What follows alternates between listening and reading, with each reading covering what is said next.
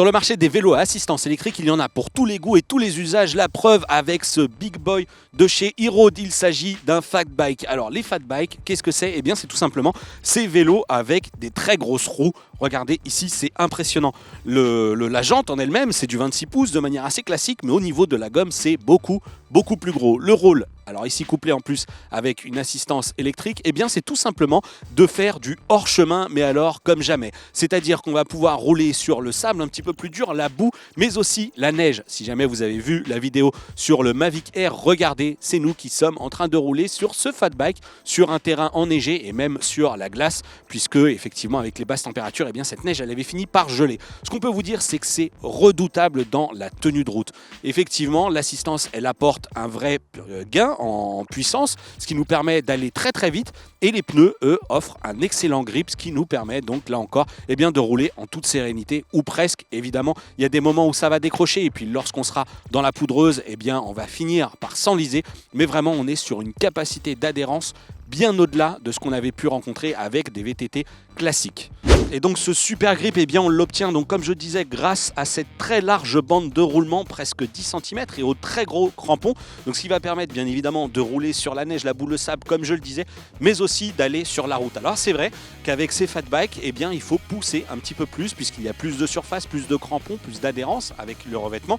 Mais la bonne nouvelle, eh bien c'est que le moteur 250 watts, donc ça c'est une plateforme assez classique, offre une belle assistance, 3 niveaux à définir en fonction de votre volonté à aller plus ou moins dépenser d'énergie ou profiter plus ou moins de l'assistance. Et on ne vous le cache pas, grâce à cette assistance et aux 7 vitesses présentes sur ce vélo, eh bien on a pu très facilement dépasser ces 25 km/h pour atteindre 32 et même 40 km/h alors qu'on roulait sur route. Voyons un petit peu quelques caractéristiques techniques de ce vélo, à commencer par le système de freinage, assez efficace, on vous l'avoue, et néanmoins il ne s'agit pas d'un système hydraulique. Alors c'est vrai que certains préféreront le système hydraulique, d'autres préféreront un système à câble, comme c'est le cas ici sur ce vélo. L'avantage, eh bien, c'est qu'il présente deux fonctions de rattrapage du jeu, à la fois au niveau du guidon sur le cintre et à la fois au niveau du système avec les plaquettes lui-même. Ça c'est vrai que c'est assez pratique pour au fur et à mesure de l'usure des plaquettes eh bien, venir compenser le jeu qui s'installe. Autre détail, si le système de freinage c'est du Tektro, eh bien on va retrouver quelque chose d'assez classique aussi du côté du dérailleur, c'est du Shimano, assez précis, pas de problème. Lors de nos balades, notamment lors des secousses, on n'a pas senti de saute de vitesse, donc ça, pas d'inquiétude de ce côté-là. À l'avant, on va retrouver une fourche suspendue. Attention, là encore, ce n'est pas un système complètement hydraulique. Il s'agit d'un système à ressort qu'on va pouvoir comprimer pour avoir plus ou moins de résistance, et tout simplement une suspension plus ou moins souple. Et on regrette finalement eh bien, l'absence d'un compteur qui aurait permis de savoir combien d'autonomie il nous reste précisément dans la batterie, combien de kilomètres on a parcouru ou encore à quelle vitesse on roule.